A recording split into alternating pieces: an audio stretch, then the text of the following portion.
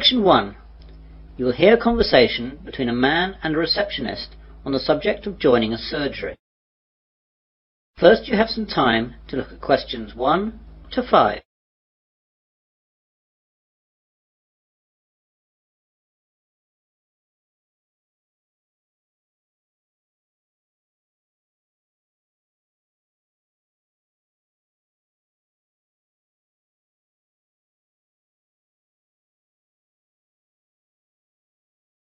Now we begin. You should answer the questions as you listen, as the recording is not played twice. Listen carefully to the conversation and answer questions 1 to 5. Hello, I've just moved to Melbourne for a new job and I've been advised to register with a new doctor for my family and myself. I think that this surgery is the nearest one to where I live. What's the name of the road that you live in, sir? Dawson Road. Yes, that's in our area. Would you like to register with us now? Yes, please. Right, I'll just have to take some details. First of all, could you give me your name? It's Mike Jacobs. Jacobs. And your family? My wife's name is Janet and I have one little boy whose name is Rod. Ron? No, Rod. R-O-D. Good, that's fine. And what is your address here in Melbourne? 52 Dawson Road, Highfield, Melbourne. Highfield. Highfield. Good. And I'll need to know your health card number. It's NH871812C. What about my family? Oh, only yours for now. Do you know the name of your old doctor? It was Dr. Graham Mackenzie in Perth. Now, we've got 4 doctors here. There's Dr. Susan Larkins, Dr. Kevin White, Dr. James Nicholson and Dr. Linda Williams. Which one would you like to register with? Oh, I didn't think of that. Well, I think I would like a man as my doctor. I'll go for the last one. Was that one a man? No, that was Dr. Linda. How about Dr. Kevin? Yes, that will be fine. Right, Dr. White it is. Will that be the same for your family? Oh yes, my wife might not want a man as her doctor. Well, we'll leave it as it is for now, and my wife can change if she wants to. Before the conversation continues, you have some time to look at questions 6 to 10.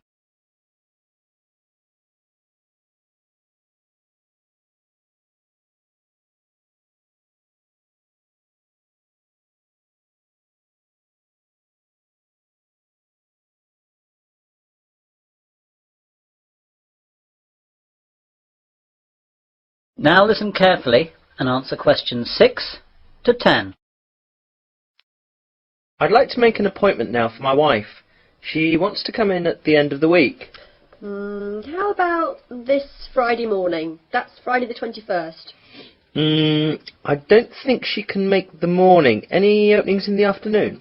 There are appointments available at 2, 2:30 and 3:30. We'll take the first one, please. OK, that's done. Oh, and what shall my wife do if she wants to switch doctor? She can just give us a call here. Do you want to take the number down? Yes, please. It's 72539829. Can you give me your name, please? My name's Angela, but there are 2 other girls who might be on duty as well. Their names are Elizabeth and Rachel, but it doesn't matter who's on duty. Anyone can take care of it. Now, what do we do if we need to call out a doctor during the night? We've got a rotation system with the doctors in the area. There's a mobile number you can call and that'll get through to the doctor who's on duty. What's that number? It's 0506 759 3856. Got that. I didn't ask about any charges. Like all Australia, prescriptions have to be paid for at the chemist at the prevailing rate. Some things like vaccinations for travel and insurance report we make a standard charge for, and I can give you a price list for those. Consultations, though, are under the National Health Service, so they'll be free. Great. Well, that's all. Thanks and goodbye. Goodbye. That is the end of section 1. You will now have half a minute to check your answers.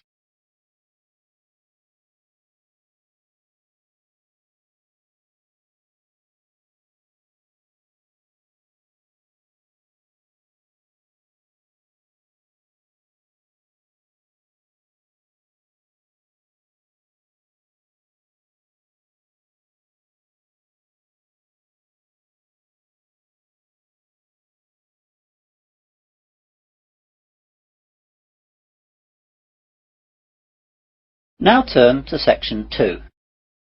Section 2. You will hear a man giving a guide talk to new students at a university library. First you have some time to look at questions 11 to 16.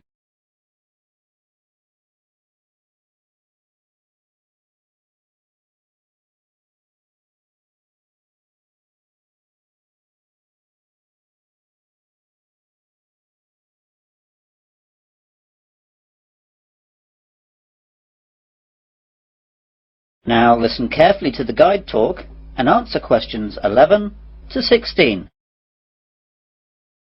Good morning, everyone. I'd like to welcome you all to Wesley University Library. This is a 20-minute tour around the library to show you all the facilities and all you'll need to know to start off your life here as a student at the university. What I'll start by doing is telling you about what you need to do to join the library. Then I'll briefly tell you about our facilities, and then I'll guide you quickly round and show you everything. So, to join the library, you need to go to the reception between the hours of 9 AM and 5 PM. After that, the reception closes, though all the other facilities will stay open until 10 PM. At the reception, they'll give you an application form. After you fill that in, you'll have to give us the fee of £5, which you have to give us every year that you're a member of the library. We will also need to see your university card to confirm that you're a student of the university. And finally, we'll need 2 passport photos, one for our records and the other for your library card. You will need to do all this as soon as possible so you'll be able to use the facilities at once. I'm sure your workload will begin to build up soon. Now, let me tell you a bit about the facilities. The library opens daily from 8 AM to 10 PM, though, as I told you earlier, the reception operates only between the hours of 9 AM and 5 PM. Although this is extended to 6:30 PM on Fridays to give students more time to organise their book requirements for the weekend. The reception is closed on Sundays. Undergraduate students are permitted to take out 4 books at any one time, and each book may be borrowed for a period of 2 weeks. Postgraduates may borrow 6 books at a time. Borrowing time can be extended by a period of 1 week per book if the student comes into the library in person with the book in question so it can be re-stamped. We do not renew book borrowing over the phone. If you are late in returning any book, then you will be charged a fine of £2 for every week that you are late. You won't be able to take out any other books until this fine is paid. This is not a method of earning money for the library, but merely what we have to do to ensure that all students have access to all the books that they will need. You now have some time to look at questions 17 to 20.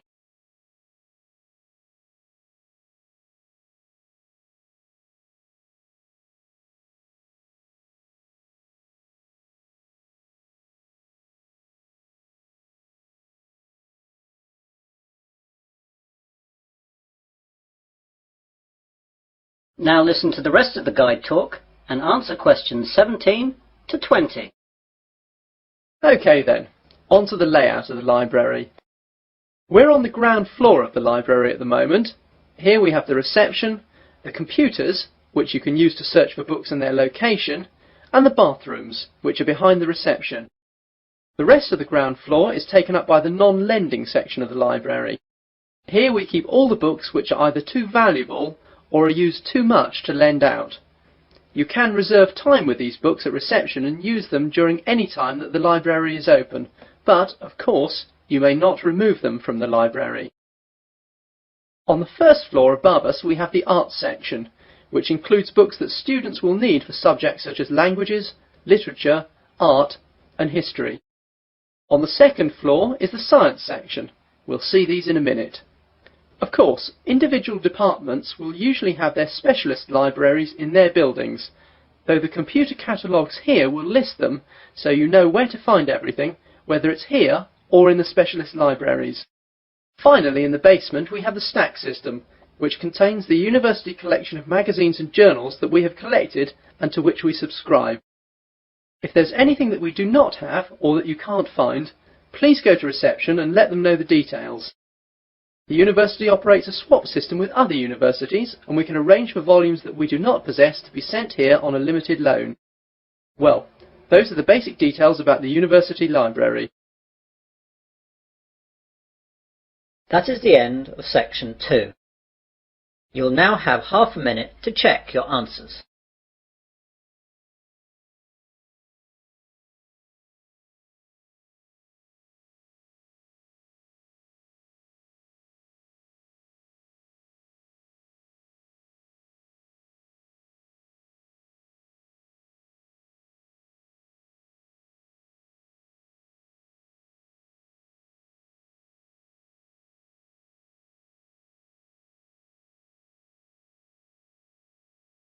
Now turn to section 3. Section 3. You'll hear a tutor and 3 students discussing their work. First, you have some time to look at questions 21 to 27.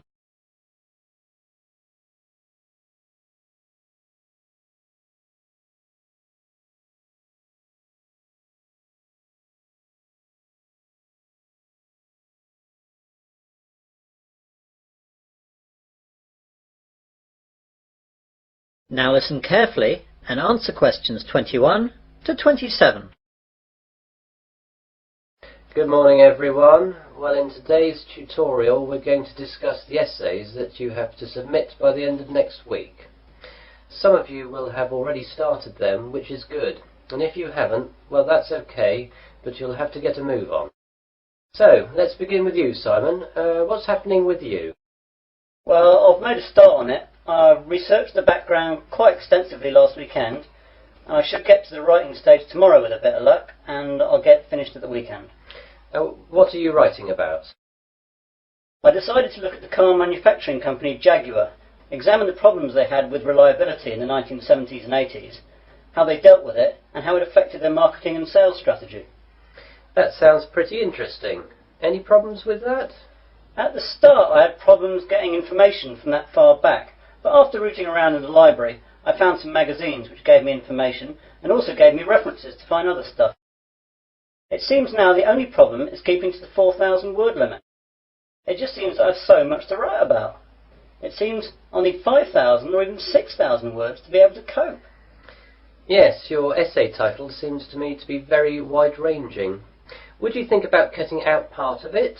How about looking at their sales and marketing strategy, but only mentioning the problems in the 70s and 80s and not going too far into it? That's a good idea. That will make it much easier to handle.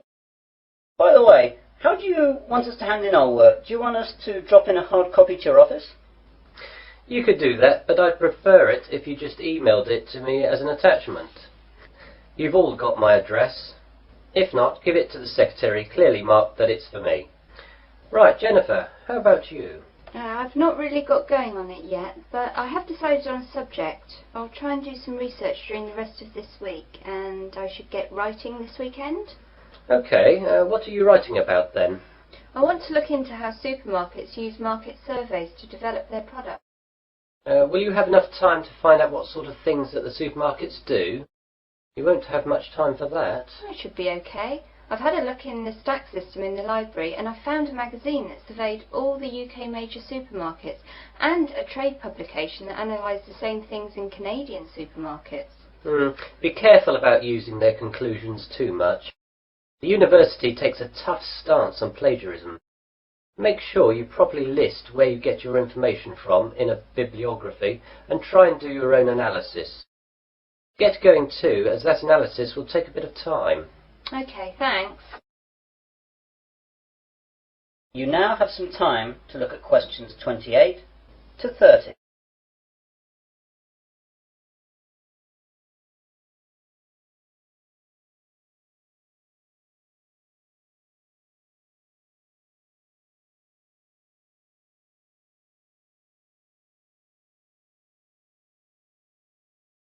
Now listen to the rest of the discussion and answer questions 28 to 30. And Melanie, how is your work going? I'm a bit behind, I'm afraid. I was sick all last week and the weekend with flu. I've got a subject, I think, but I've not done any work on it yet. Is there any chance I can get an extension to the submittal date?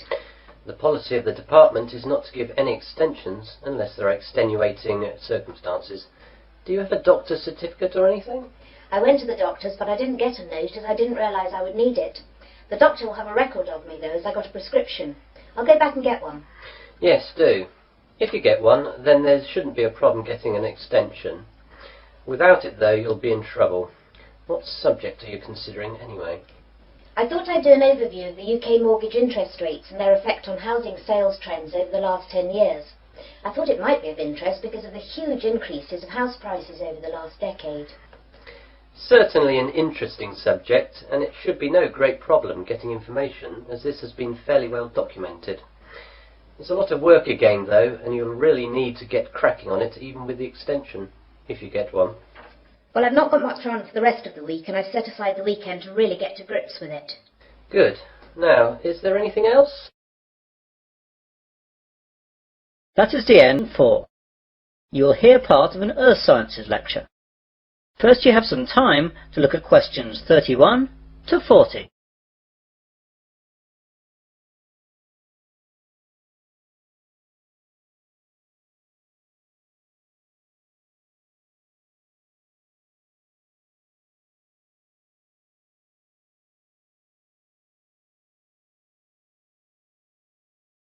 Now listen carefully and answer questions 31 to 40. Good afternoon and welcome to this Earth Sciences lecture. Today we're going to look at tidal waves, or more correctly, tsunami. Deep below the ocean's surface, tectonic plates collide, and every once in a while these forces produce an earthquake. The energy of such submarine earthquakes can produce tidal waves which radiate out in all directions from the epicenter of the quake, moving at speeds of up to 500 miles per hour. When these waves reach shore, they can cause enormous destruction and loss of life. Tidal waves are actually misnamed. They are not caused by tides. A more accurate word for them is the Japanese name tsunami, which means harbour wave. They are also sometimes called seismic sea waves, since they can be caused by seismic disturbances such as submarine quakes. However, that name is not really accurate either, since tsunami can also be caused by landslides, volcanic eruptions, nuclear explosions, and even impacts of objects from outer space, such as meteorites, asteroids, and comets. Earthquakes, though, are the largest cause of tsunami. Tectonic plates cover the world's surface, and their movement can be detected anywhere in the world. Some areas of the world are more prone to greater movement, and it is in these places that the largest waves can occur. Large vertical movements of the Earth's crust occur at plate boundaries, which are known as faults. The Pacific Ocean's denser oceanic plates are often known to slip under continental plates in a process known as subduction. And subduction earthquakes are the most effective in generating tsunamis. A tsunami can be generated by any disturbance that displaces a large water mass from its equilibrium position. In the case of earthquake-generated tsunamis, the water column is disturbed by the uplift or subsidence of the sea floor. Submarine landslides, which often accompany large earthquakes, as well as collapses of volcanic edifices, can also disturb the overlying water column as sediment and rock slump down, and are redistributed across the sea floor. Violent submarine volcanic eruptions can create an impulsive force that uplifts the water column and generates a tsunami. Conversely, supermarine landslides and cosmic body impacts disturb the water from above as momentum from falling debris is transferred to the water into which the debris falls.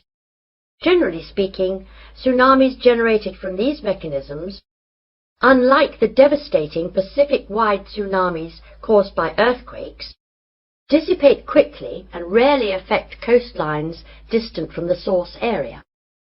Tsunamis are very hard to detect, since they cannot be seen when they are in the deep ocean. The distance between two wave crests can be 500 kilometers, and because of this, the wave height is only a few feet. Because the rate at which a wave loses its energy is inversely related to its wavelength. Tsunamis not only propagate at high speeds, they can also travel great transoceanic distances with limited energy losses. As the tsunami reaches shallow water, however, its speed decreases, but the energy it contains remains about the same. Instead of travelling fast, the wave rises high. The National Oceanic and Atmospheric Administration has set up a seismic detection system to monitor earthquakes and predict the possible arrival of tidal waves for Pacific countries.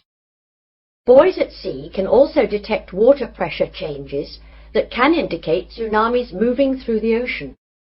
But when tsunamis originate near the shore, there is often little chance to warn people. Let's look at some examples of tsunami and their causes and effects. Some can be relatively harmless. In 1992, an offshore landslide caused a tidal wave of only about 3 feet high that struck at low tide. So Humboldt County, where it hit, got off easy with no casualties. On January 13th in 1992, a Pacific Ocean earthquake off the coast of San Salvador, registering 7.6 on the Richter scale, did not cause any ocean disturbance at all. However, a recent tidal wave which struck Papua New Guinea on July 17, 1998, was 23 feet high and killed at least 1,200 people. This wave was caused by a magnitude 7.1 submarine earthquake. On July 17, 1998, a Papua New Guinea tsunami killed roughly 3,000 people. A huge underwater volcanic eruption 15 miles offshore was followed within 10 minutes by a wave some 40 feet tall. The villages of Arop and Warapu were destroyed. One of the worst tsunami disasters engulfed whole villages along Sanriku, Japan, in 1896. An underwater earthquake induced a wave of 35 feet, drowning some 26,000 people. Finally, about 8,000 years ago, a massive undersea landslide off the coast of Norway sent a 30-foot wall of water barreling into the uninhabited north coast of Europe. If this were to recur today, as scientists say it could, almost anywhere in the world, it would cost billions, if not tens of billions of dollars, to repair the damage to coastal cities and kill tens of thousands of people. That is the end of section 4. You will now have half a minute to check your answers.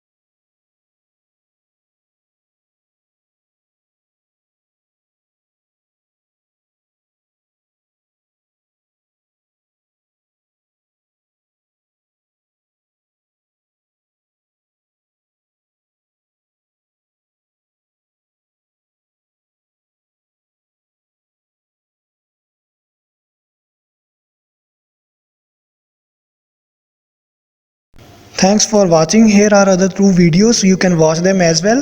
And if you haven't yet subscribed my channel, please subscribe it and hit the bell icon for my upcoming videos, and share these all videos among your friends.